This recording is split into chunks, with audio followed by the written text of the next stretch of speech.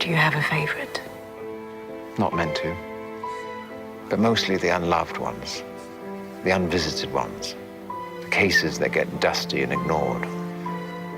All the broken and shunned creatures. Someone's got to care for them. Who shall it be if not us? Yes.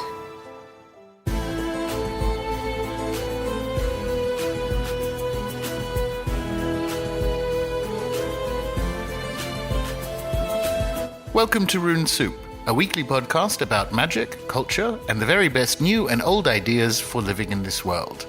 Coming to you from 43 degrees south on a small farm in deepest Tasmania. My name is Gordon, and I shall be your host. Episode 200.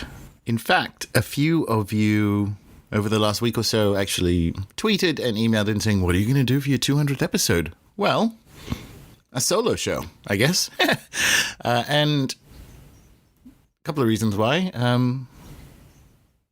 want to talk about pattern logic, and in particular, I want to talk about a bit more of the metaphysics of a blended cycle model. And also, it's one of those things like 1 millionth customer, right? Like, it's a, it marks, it's a kind of cycle marker for me, maybe more than it is for you, right?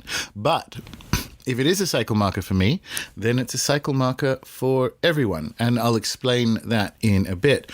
But first, let me just say that this was supposed to be the vacation episode for a trip I took all the way back in November. And then it was supposed to be the solo show after traveling to Sydney to interview Julio Cesar Oddie for a video that's in the members area, followed by an ayahuasca weekend with other members down in Victoria. And now it's also after the subsequent member trip to Ngāariki Kaiputahi Lands in New Zealand's east coast, where we got to stay with Marcus Matafero Lloyd and sleep actually in his ancient pa site, right? So the subject, the sort of pattern logic, blended cycle subject, has stayed the same over the last 4 months, but each of these experiences has necessitated a palimpsest rewriting over the points that I wanted to hit on the original version of the show. They're mostly about experiential time and blended cycle model and so on. And hence why this episode also ties in with last week's All Red Line newsletter, which if you haven't read it, you can log in for free and get all previous newsletters if you didn't know that at runesoup.com. But if we're going to be talking about cycles, then for that to work, for that to be powered, it has to be powered by a wider animist epistemology of what Tyson Yunkaporta calls pattern logic, right? And it briefly came up with my discussion with Charles Eisenstein last week. But even among the magically operant, indigenous knowledge is rarely wanted on the level of how, only what. So we observe this in pharma with like what plants can I synthesize into prescription medications, and that's the kind of objects of the thinking, right? Now, I use this example a lot because, well, the next example a lot because it's one of the, I think, most recognizable instances of appropriation. But the late 20th century fad for dream catchers, right? This is a good example. That was about acquiring the objects created out of a system of knowledge. No one was interested in the First Nations theory of mind and dream that allowed for such items to be generated in the first place. So that's the pivot, right? That's not the objects created. That's the way of validating truth in the world that allows for them to exist. So Peter Matheson said once that Westernized people seem to have mislaid an entire dimension of existence when viewed through indigenous eyes. Now, obviously, this entire dimension he's talking about is dream or the spirit world, which are like operationally identical, right? And mislaid is a mostly correct word because this world or dimension it's existent. It's our fault in the way that mislaying something is, in a muddled sort of way. So we've mislaid something that actually exists is the right way of thinking about it, sort of. I say mostly correct because it suggests we can't find it, hence mislaid. We just don't know we have. So if we're going to stick with the mislaid metaphor, it's sort of like if you've mislaid your car keys and you go looking all around the house for them and then they're in your goddamn hand or something, right? So it's that kind of mislaid. Now, whilst it's very much over for you materialism hoes, it is also almost as over for you idealism hoes when it comes to how we, correct is the wrong word, bring life back to this way of being. Because merely fiddling around with a theory of mind is insufficient. The other thing you have to do to get this stuff to work, to get like a pattern logic and subsequently a blended cycle model to work, is to decentralize meaning. So, for example, the Ojibwe, the world of dreams in Ojibwe cosmology is continuous with waking life. So there's no break to it, right? This is, and that shifts how we see meaning. So Western modernism sees dreaming as something that's in the mind, which is already distinct from the world, obviously. And it's something the mind does when it is not busy, quote unquote, making sense of the world, which is the quote unquote function of the mind, right? So dreams are this kind of pointless outgassing of a machine as it is idling at a station before, setting off again at sunrise to do capitalism or whatever. And that's what I mean by decentralized meaning. So if you haven't jailbroken sort of into this yet, so can you jailbreak into something? All right, jailbreak out. You will think of your mind as the source of meaning. And this is the sort of idealism thing, right? Like it's still, the mind is both a sense-making and not very good at it. It's this kind of base idea that you're, a medicalized idea that you are in error in your perceptions. And that's just, I don't think that's philosophically tenable, right? But anyway, we'll go back to the where we locate meaning. So if you haven't actually done the work on where meaning is rather than where mind is, you'll still fall back on the idea that your mind is the source of meaning. And so your mind takes in a mess of inputs and arranges them into like a collection of meanings inside your head.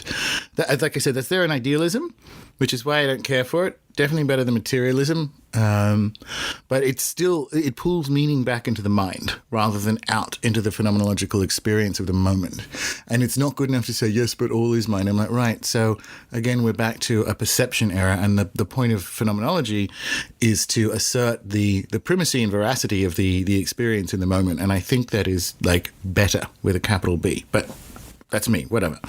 So coming back to this Western view of the mind, the mind imposes, in the Western view, the mind imposes meaning and order out there onto like a meaningless morass of molecules, right? And Ojibwe understanding has the mind seek out and draw out extant meaning in the universe. And so the dreaming mind, when you're asleep, it doesn't create meaning. It's sort of like it sets out in search of it. But the mind is a human capacity to uncover extant meaning in the world rather than the thing that arranges lack of meaning into a stack of meaning inside your own head. Very different. And importantly different when it comes to understanding things like cycles or pattern logic, because the patterns have to be in the world, in the cosmos, rather than in your head. If you put them in your head, you're still left with the metaphysics. So in particular, the sort of naturalist, materialist cosmology that the majority of you were raised in. So if you've done the tarot course, which is in the members area, or if you've watched the latest module of the current course, then somewhere in this continuous dream awake world with extant meaning in it is how omen logic, quote unquote, works, right? Anyway, the drawing out of extant meaning via human experience, right? Human encounter with meaning that's out there in the world is sort of how we come back to what I briefly mentioned at the beginning about how 200 episodes if that's a cycle moment for me, then it's a cycle moment for everyone. So let's come back to kind of looking at this extant meaning and cycles on a human basis. If you look at some Central Australian Aboriginal measurements or units of time, they're all imminent, analog, and human scale. So instead of an hour, so an equivalent of approximately an hour would be the time it takes for a yam to cook. Longer times are marked by the time it takes to travel certain distances. So if it's a multi-day journey and so on, you can describe it in those chunks of time. Days, or the passing of days is described in sleeps, as in we will return to this place in 11 sleeps. And I love that because you see how that's spatial as well as temporal, so that you're not carving up time into blocks and using it as a measurement like a ruler. Like the return isn't a separate atomized moment after these sort of cake slices of the universe that you have cut up, but it's a thing that happens further along the same journey, right? Because you kind of think of, if you've ever looked for a tour brochure or looked at a tour brochure or a cruise brochure, probably quite cheap at the moment, and it's that sort of 21 days, 22 nights kind of idea that puts all these destinations that you visit in the context of the one journey. I love that about measuring time in sleeps rather than days. I think that's cool. But like the point is, when you look at these measurements of time, almost like a pun alert here, man, if you will, is the measure of all things. So the structure of human experience and perception is the units of measurement, right? So returning to Omen logic, I think this is why, and this is why I kind of mentioned both the tarot course and the most recent module, if you are listening to this at all recently, but we're talking about module 4 of the wealth course. Returning to Omen logic, I think this is why remote viewing and tarot and so on struggle with precise times, but work great with analog or human times that we're more likely to see in Aboriginal Australia. There is no phenomenological experiential reality to 3 p.m. But, using the example from the tarot course, if you ask the cards, when will my estranged sister call me, with the expectation that the cards will say June 22nd or whatever, right?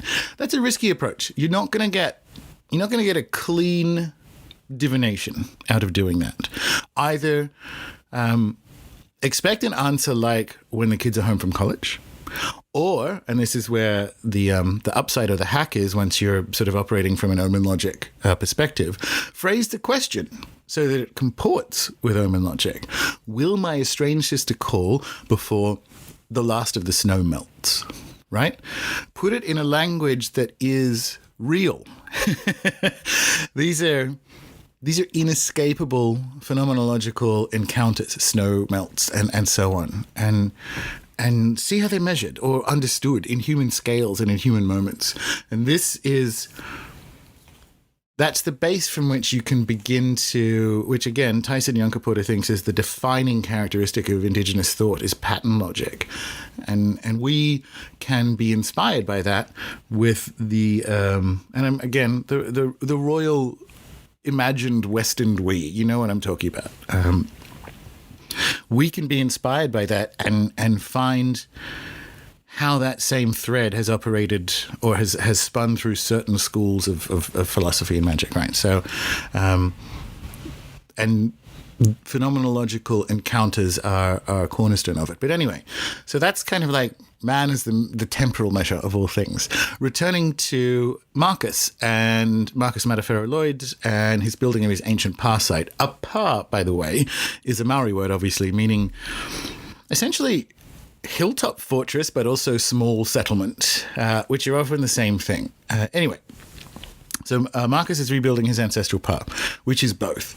And because the ancestors who last lived there permanently have long been in spirit, his guidance when it came to which units of measurement he was to use in putting up the fences and the heights of the different whares and whatever is the guidance he got was because it's not like you can use the metric system. It was to use his own body, right? His height for the sleeping pits, his forearms or his feet for, that kind of thing for his measurement. So he is cosmically encoded in the contemporary flourishing of his ancestral power. And that's very good magic. Especially when you think that this is the difference between way of thinking and objects of thought, right? Especially when you think that it is extremely likely that the last time it was permanently occupied and built, those were the measurements. It wasn't Marcus's limbs, right? It was whoever lived there before. But you see, so that's the difference. So the output of the thinking is the current heights and measurements that are being used in the structures. But the way to get to them is the same, right? So, you see where I'm going with this, I think? And it is that the understanding we as humans used for tens of millennia, I think is extant in both these examples. And I think it survived in a, less helpful Neoplatonic casing in many of the Hermetic doctrines, sort of like a mosquito trapped in amber attached to an awesome walking stick, right? So I think when you look at what's going on there, most obviously this idea of man as microcosm of the whole universe. I think that's absolutely there in a sort of pan-Australian Aboriginal understanding of space-time, for instance, albeit in a more useful form there. But that's a fun way of kind of going at the Hermetica when you put it in its historical context and see the things that it has attempted to allow the continuation of, which is in fact the whole story of the Hermetica, as many of you know, or Hermetics, as many of you know, is that it is a sense of preservation and of urgent preservation of ancient things, and that's. True is always so wrong with this stuff, isn't it? It's a fraught word. But that is a kind of true, and it's a kind of true that I'm hoping to put in a context like this. It's all very Starship's business, right? Anyway, so I'm going to fold that observed human scale as an authentic way of being in the world into cycles and the cycle model and the blended cycle model and so on.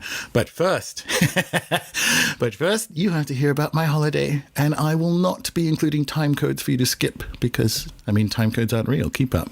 So, if you don't know, my father grew up in the islands. My aunt was born in New Guinea. So I've been going to Melanesia and Polynesia my whole life. And as a result, I've been to Fiji a lot. My little brother got married there. If not some of my earliest memorable spirit experiences were there. And definitely one of my best enchantments, which may have saved my mother's life. And that was done in Fiji. So it's a place for me, right? Anyway, so we'll talk about Fiji from a time perspective and in particular from a holiday perspective, because it's sort of like what we were talking about with Aboriginal Australia and Marcus's project, right? So my mother has this thing, just to put it in context, James and I haven't had a holiday, a 2-week proper vacation in over a decade. We've certainly been places, right? They've never been for 2 weeks, and they've never been like a just relax. It was always in the context of some adventure or another. So last year I was completely exhausted. I ended up having to have gum surgery and all this kind of stuff because it was doing too much. All good, whatever. Anyway, so my mother has this thing about going to Fiji, which is a place you need to stay for 2 weeks or else it won't work. And like I said, I haven't actually had a 2-week holiday since I was a child. And what she means by that is you have to be there long enough for you to be ready to come home. And that thought starts to occur to you around day 11, right? You think, because she said this when we sort of got off the boat onto the island, you need to be here for about 2 weeks or else it won't work. And I'm like, one, that's super bougie and I'm here for it. But two, I will not be wanting to go home, whatever you say, in 2 weeks. But no, I did. It was really fascinating. It's almost the 2 weeks are a funny microcosm of a human life in a strange sense. So the first week you think is going to last forever. You think you're just going to be there forever. I can't believe it's only day 4. And that's sort of like coming up on middle age, like, oh, I'll live forever, 80, 90, it's never going to come. Getting to the other side of that middle age point, and it's sort of like, hang on, there is in fact less of it in front of me than there is behind. And then getting to the very end of it, if you've done life right and you have been fortunate enough to have lived to old age, you are ready to go, right? And that it's this weird 2-week thing that happens. That's some advice for you. If you're going to go on a tropical holiday, do it for 2 weeks or else it won't work. And I'll be damned, I could not believe you would want to leave a place. So there's something in that. There's something in that isn't just bougie self-justification. That's mean, tough but fair, maybe. Anyway, I don't know how to relax. I think that's a big part of it. So whilst I went there to do that because I was exhausted, it was November, so I still did 30,000 words of a novel for like NaNoWriMo. That counted as relaxation for me. But so the experience of Fiji was itself a lesson in time.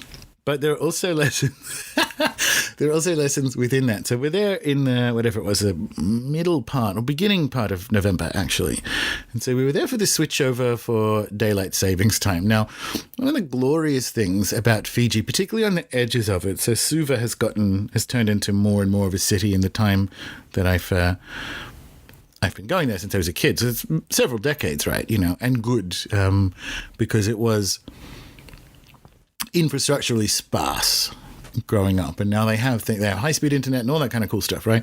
The islands on the outside, so they don't understand daylight savings or capitalism at all, and it does all seem so dumb here. So we were there for the switchover weekend for daylight savings, or so we thought, because half the resort, because they're all staffed by mostly one village, but 2 villages that you can see on a nearby island, right?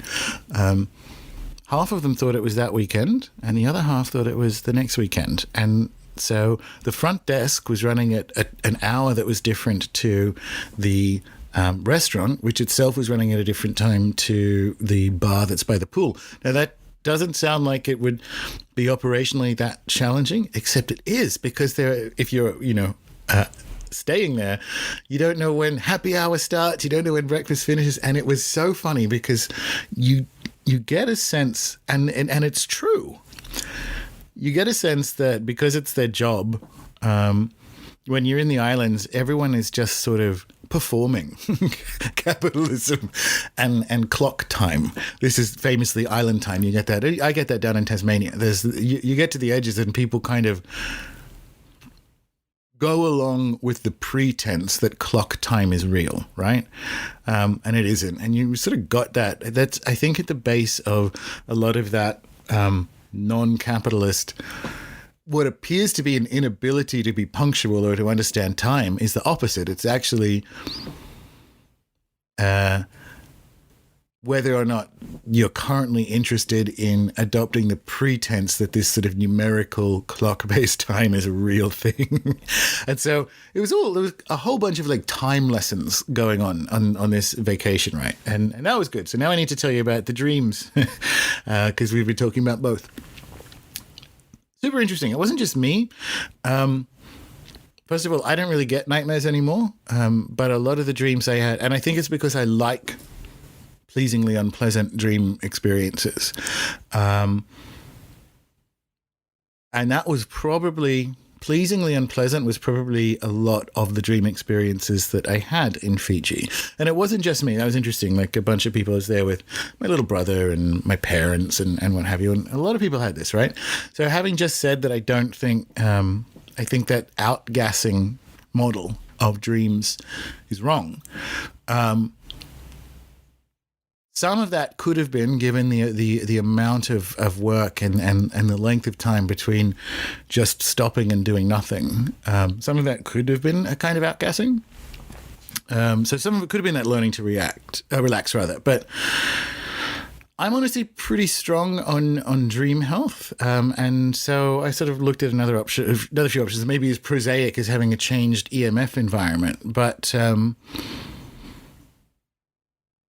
it's Fiji specific. I think I wrote about it when I went to my little brother's wedding in Fiji.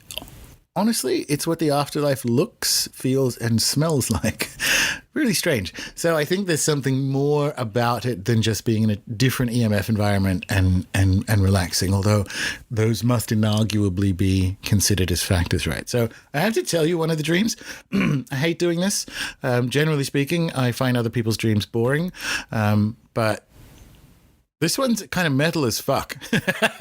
So my dreams are really this cool, so you have to hear about them. And I was diving, so it's presumably situational, right? Because that's what we went there to do. I was diving along an old, lengthy alien corridor, which was open at the bottom and wooden, in the Antarctic. So potentially under an ice shelf or something in the Antarctic or what have you. But it was this kind of skeletal long and wooden, right? Alien wooden corridor. And so I'm sort of swimming along that. And there are sharks around it. So they're sort of very large sharks on the outside of this wooden corridor, which is strange because they actually, if they wanted to eat me, would have just swum underneath kind of thing. And I'm swimming along. So they're around it, but not in the corridor. I'm swimming along, and down and to the right, I see a sort of underwater base that had British and American troops in like little submarines and whatever. Teleporting, like time teleporting in a way, using like thin metal mesh flattened into interconnecting shapes. And it was like a time teleport rather than time travel. I don't know. That's what it felt like. But it was metal as fuck, right? And maybe there was, again, maybe that's my mind because there was a lot of cycle and time-based thinking when I was there. There's a bunch of reasons. I just wanted to tell you metal dream, right? And why that stuck with me is I've had some of my strangest dream experiences and dream or sleep encounters in Fiji over the years.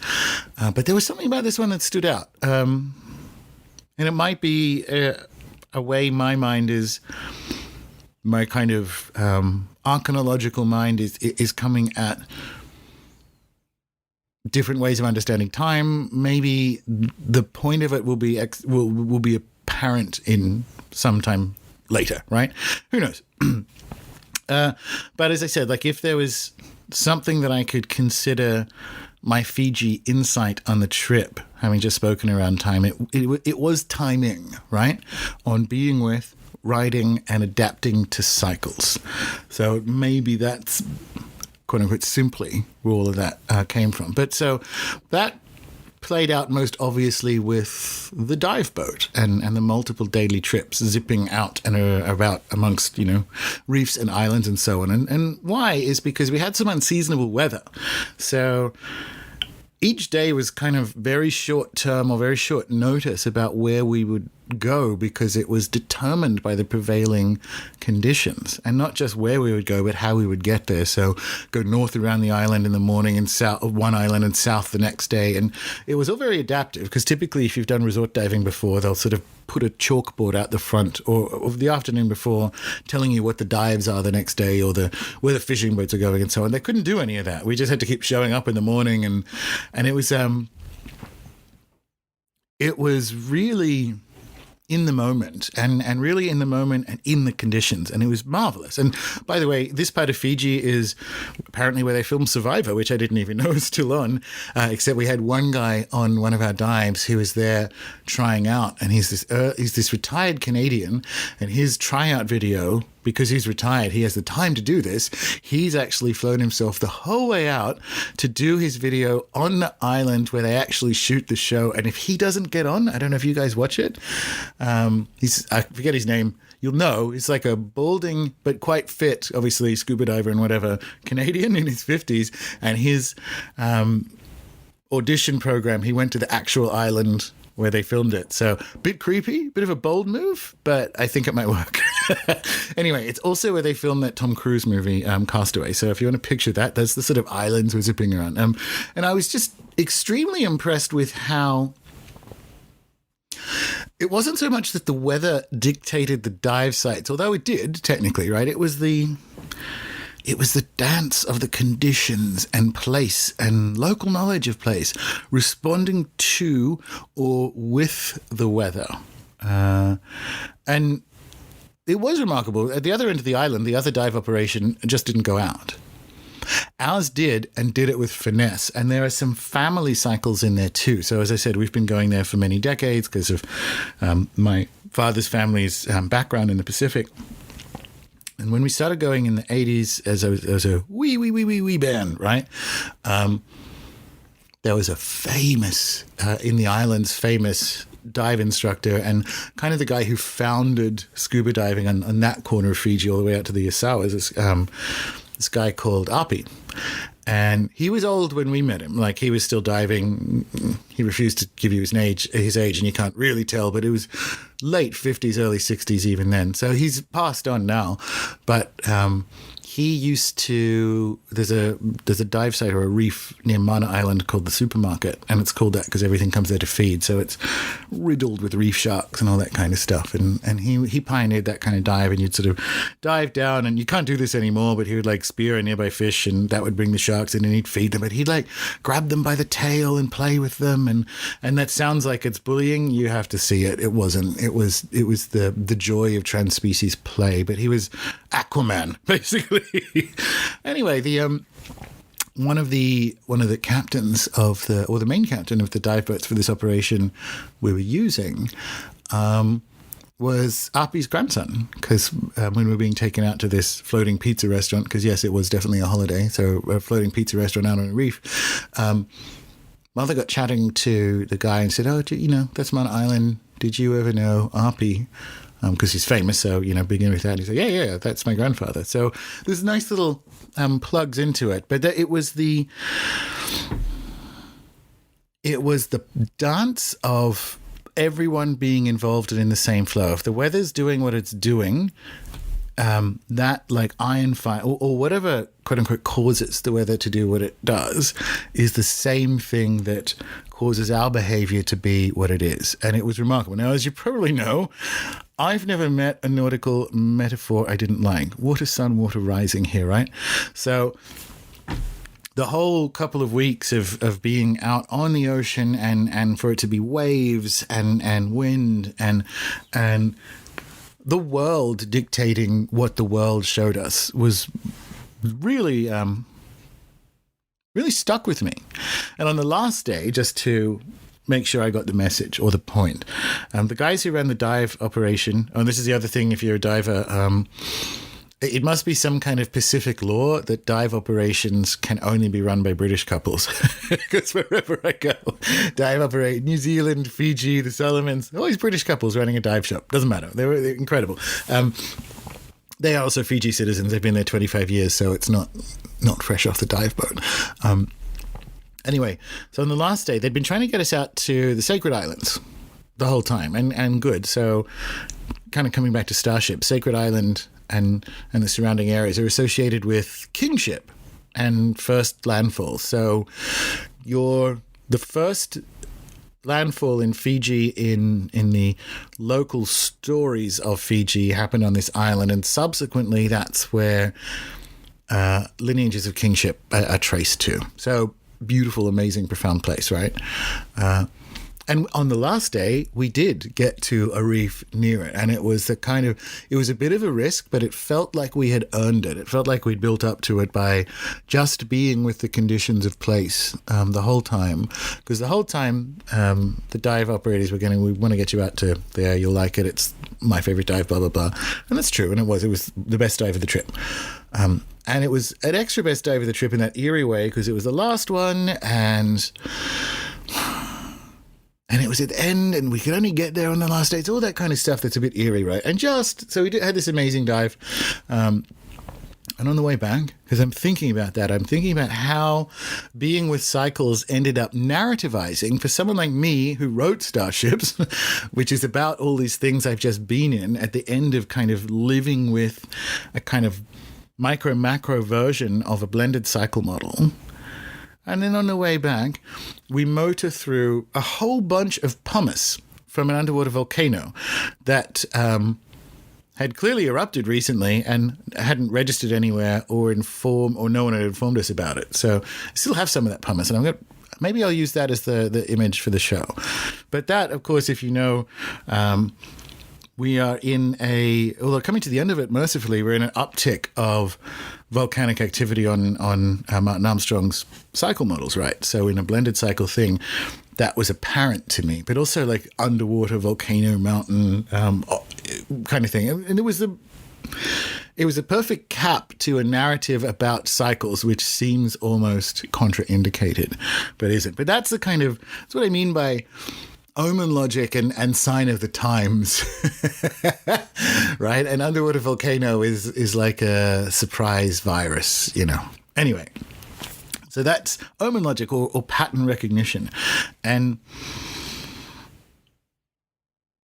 there is a challenge in porting over, particularly for English. Donna Haraway famously says, go outside English and the wilds multiply. And I think that's true. And I think there's a way to capture that. I think you can multiply wilds in English if you are precise and, dare I say, idiosyncratic with your use of the words, which I am.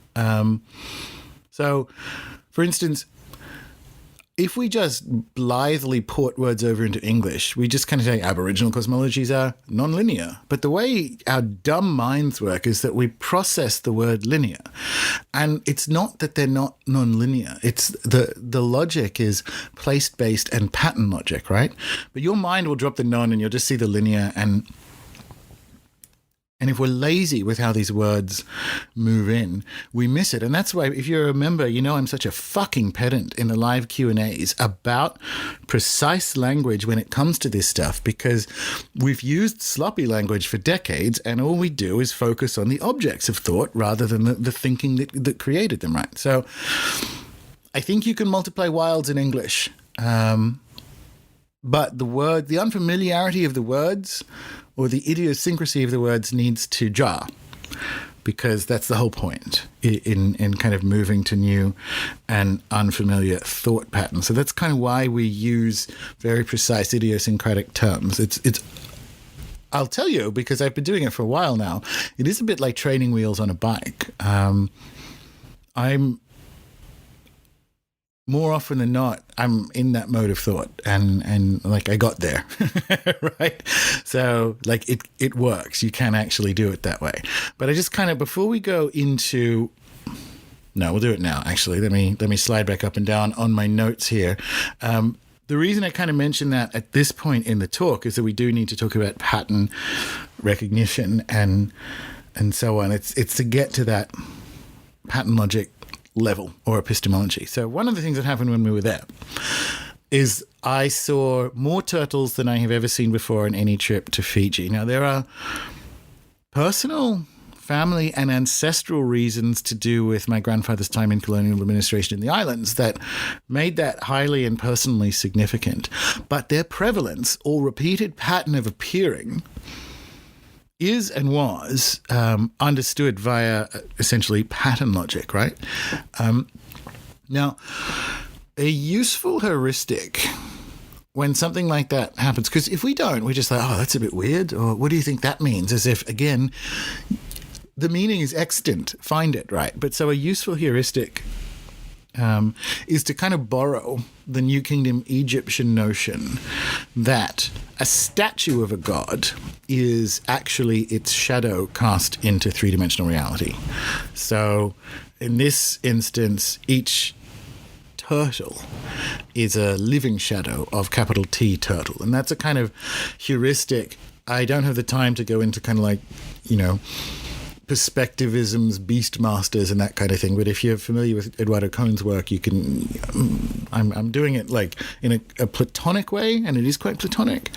But it's Platonic without having to stack one above the other. So in Platonism, we have echoes of the return of pattern as a thing that exists. And we have that. Why that's interesting in Platonism is that, because I'm going to what it influenced, right? we have it in kind of like things that are allowed to exist in the 21st century, mathematics in particular. So my favorite example of this is like to take the Fibonacci sequence. Now, this is a real, quote unquote, thing, a real pattern that underpins a great chunk of how life unfurls on Earth and presumably elsewhere. And it is not an observable radiative event. So magnetism is also real, but it can be measured and even interfered with, right? So magnetism is radiative. Magnetic, you know what I mean. Magnetism is magnetic. We'll go with that. The Fibonacci sequence is not electromagnetic, but it is real. Like, you can't interfere with it in the same way you can radio waves, both of which are invisible, but unfurling on Earth, right? And another example from mathematics is fractals. Fractals don't beam like radio waves through the universe, making a small part of a mountain similar to the entire thing, just on a different scale. It's a pattern. The Fibonacci sequence is a pattern, and they're real. Now, Bill Mollison, co-founder of permaculture, was fascinated by this. Permaculture training, if you do the courses or read the books, begins with talking about patterns and their impact on ordering the cosmos, but in a just classic products of knowledge rather than way of thinking that created them era. Permies generally thunder past all that stuff to get to the plans for building a herb spiral or a cob pizza oven or something. But for Bill, the core of it was living with patterns. Like, Bill deliberately didn't get woo with it, and for largely the same reasons Freud and Jung kept their paranormal interests under wraps. Like, it was deemed more expedient in achieving wider public acceptance to kind of keep that under wraps. Not my approach, but whatever, do what you do. So, and switching to permaculture's other dad, David Holmgren, he writes that we should design from pattern to details.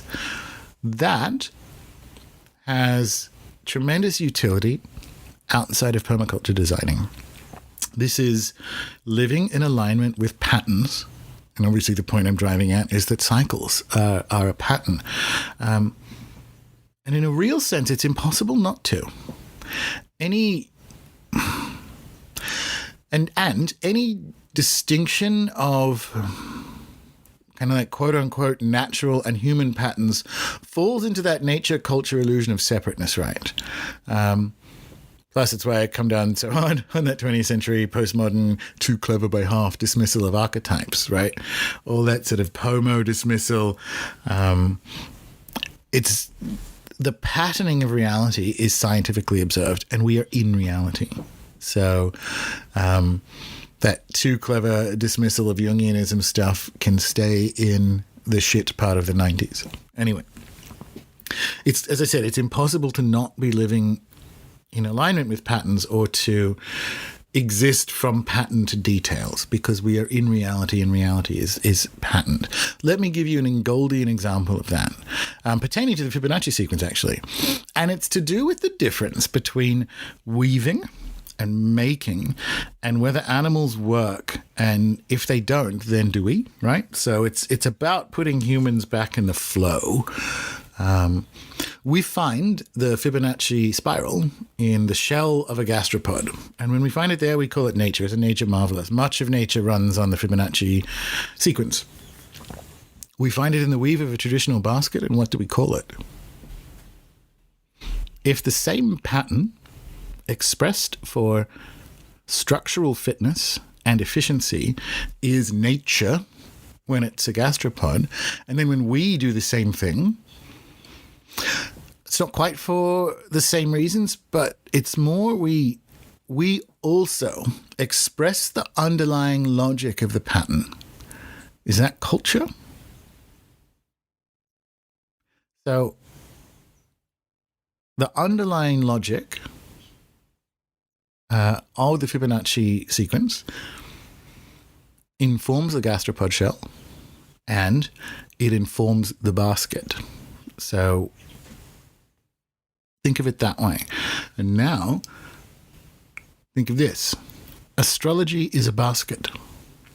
The basket does not accurately and solely describe the Fibonacci pattern that structured it, because the gastropod shell is out there, or the broad bean, or whatever, right? So the basket is not quote-unquote true, but the pattern that gave rise to both it and the shell and, cellular division and whatever is. So astrology is a basket. It is a thing. That's what I mean by a blended cycle model. It's not exactly wrong to say that astrology is a culture-specific way of describing and operating within our patterned reality, because that is valid. But what it does is it still leaves you with words like culture. And that does a disservice to the true implication of humans and human endeavors, right? So if you put it down in those little boxes, you haven't got to pattern logic, have you? Think of astrology as a basket that's made by the same thing that makes the shell, right? And so a blended cycle model is not an attempt to blend multiple astrological schools with Kondratiev waves and the fourth turning and Martin Armstrong's ECM and all the rest. It's not like a Magna Graeca 777 plugin that always fails. That's not. It's the pattern logic that gives rise to cosmologies as storehouses. That's where you want to drop down to, rather than trying to get all the storehouses to connect. Right. A blended cycle model is to have a blended cycle model is to be enriched and guided by the basket and the gastropod and the broad bean and the placement of structures on the Giza Plateau, because they all express the pattern logic of our living universe as they are all arranged by that pattern logic. Now, why I mentioned all that Fiji stuff is that after all the kind of adventuring and had a great time diving and what have you, there was deeply relaxing and needed. But there was also a whole bunch of just kind of like sitting in the water at the beach, outgassing, to come back to a word for the third time in this show. And the weather was a bit weird most days, but there was one day where it was clear, and it's the kind of clear where it doesn't even look like there's water, right? So I'm sort of sitting there bobbing, throwing the nibblings around, and then they sort of toddled off. I sort of looked down through this, so clear you can't even see water. And on the sandy floor, only about a foot down, because we're sitting right at the front, was like the S-like wave patterns of shells and broken bits of coral and so on overlaid on the sand. And I'm like, oh shit, that's a cycle model, right? So the waves are invisible. Like, I can't see the water. So when you are looking at the arrangement, the sort of S-shaped, snake-shaped arrangement of things that have been accumulated by the wave action to line up in a certain way, that's what a blended cycle model looks like, right? Because it has arranged stuff something that you can't see has arranged more than one thing. So if we were to take the impact of like the Fibonacci sequence as one wave or one of these S shapes, all the things that it's piled up there is cellular division, Giza Plateau, gastropod, basket, broad bean, and they're all kind of bundled up there on the one place. So again, with a blended cycle model, the reality of cycles kind of bundles up Vedic astrology and traditional astrology and Kondratiev waves and the ECM and what have you. You get, that's what I mean by it. And it's on that level of kind of understanding that waves are real is where you find a blended cycle model, right? And like the shape and ratio of your human form, which we use to measure out ancestral parasites, and we use in the measurement of Neolithic yards and pints and even miles and indigenous units of time. The pattern, what patterns the microcosm, patterns the macrocosm. And that's how I learned about blended cycle models in Fiji. So I'm going to leave you with a bit of praxis on that, if you are so inclined, as a 200th episode I don't know, bonus? Is that the right word? And I'm going to give you this so that you can move these thoughts from your ears into your life. Now, philosopher Giorgio Agamben says that every culture is first and foremost an experience of time. And thus, the original task of a genuine revolution is never simply to change the world, but to change time.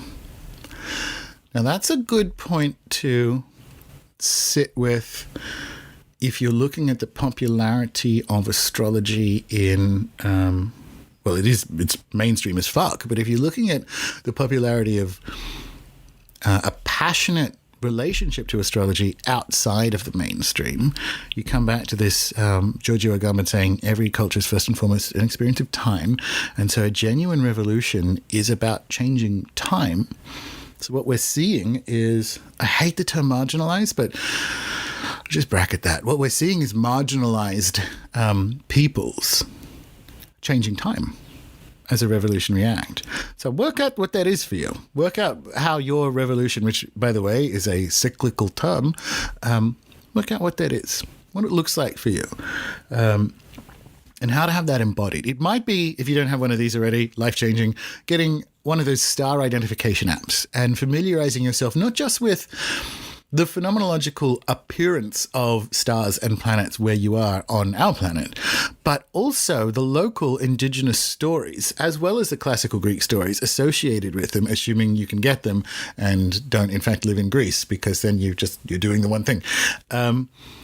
It might be reading up on different cycle models in history or economics, or taking an online course on the biblical notion of apocalypse, or investigate different schools of astrology than the one that you're more familiar with, or Maya day counting, or that kind of stuff. Because if we want to get to that blended cycle model, that's how you do it. And you can consider it, and you should consider it, an act of genuine revolution, right?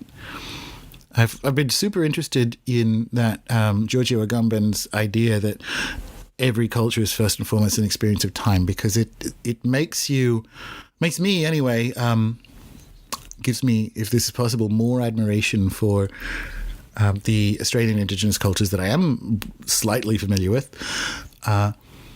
And it also, as many things do, just sticking with the nautical metaphor, reminds me of Pirates of the Caribbean and the kind of message which most people slept on. And if you're newish to the show, there is a blog post that's been read a lot of times, and I'm super proud of that, called Black Pearl of Great Price, which is me going through almost all, I'll leave it at that, the Pirates movies, because it is the story of a battle of time and existence between quote-unquote empire, East India Company, and an authentic living.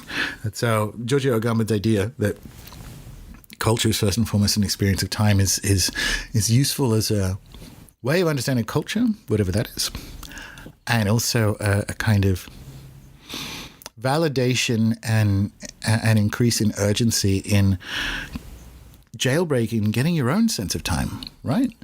So there you go. That's your, work out what that is for you. That's your praxis homework. And that's the 200th fucking episode. As you might know, I'm bouncing around our apparently plague-riddled world for the next few weeks because, of course, also plague cycle on the upswing, although the TLDR on that is that the cycle peaks at the end of next year, so don't be afraid. Well, don't be afraid anyway, but this isn't the plague you're expecting. Anyway, when I'm in Europe, I've got a bunch of excellent in-person interviews lined up, but with the actual travel schedule of this bouncing around, they might come out a bit sporadically until I get back, just as Mercury retrograde intended, presumably, unless I get quarantined in a hotel somewhere, which means I will have nothing but time. And hopefully that is not as Mercury retrograde intends. But this is your heads up that the some really cool shows coming up may not be on...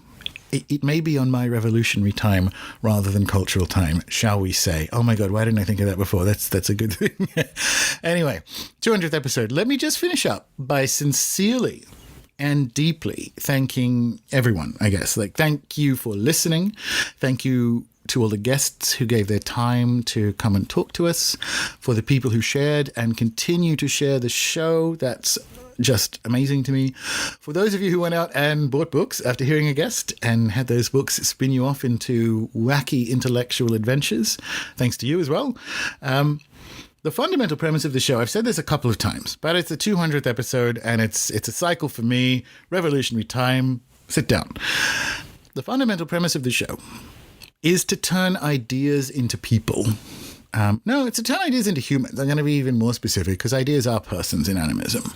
So while I expect hopefully this year to be doing more video going forward, I remember back in college, I guess it was, when Steve Jobs said podcast for the first time. I remember being really struck by it.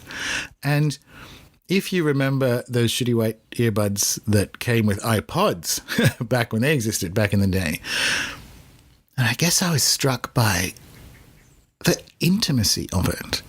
So normal people on various edges, gay, magic, whatever counterculture could be, you could have them in your head, like inserted into it, wherever you were in the world and whatever it was that you were doing. So there were two components that made a podcast different when it first came out to commercial radio or even indie radio. The first is it's properly indie, like in theory anyone can do it. And secondly, although there was, 80s Sony Walkmans and all the rest of it, there was something about the iPod, and it was like, some of it was technological at the time, but the iPod was an intimate personal experience. So it was the shitty white earbuds in your ears. And so it was those two things. It was an intimate connection that I remember being really struck by. It wasn't anything Steve Jobs said, but I was in film school, so I mean, I still think douchey things like that, but that's sort of how it occurred to me. So as I said, there'll be more video, but I'm still really struck by that. I'm still struck that people have those intimate relationships with me and my guests when they're operating forklifts or hiking in the woods or folding laundry or doing the night shift in a hospital, or in one case that emailed in, on an actual warship in the Pacific. And I'm really struck by that. I made the show for teenage Gordon growing up in regional Australia, wondering where the others are, right? And whether or not they're real. And that's what I mean by making ideas real. It is a real joy. It is a real joy to me that the finding of the others is both the intimate discussions that we have on the show and the decentralized places they are listened to. So the sort of lighting up, this decentralized weirding and wilding of intimate encounters is itself an important intimacy. So again, thank you to everyone who has listened to the show and has been on the show. And yeah, it's been a trip to 200 episodes. Until next time.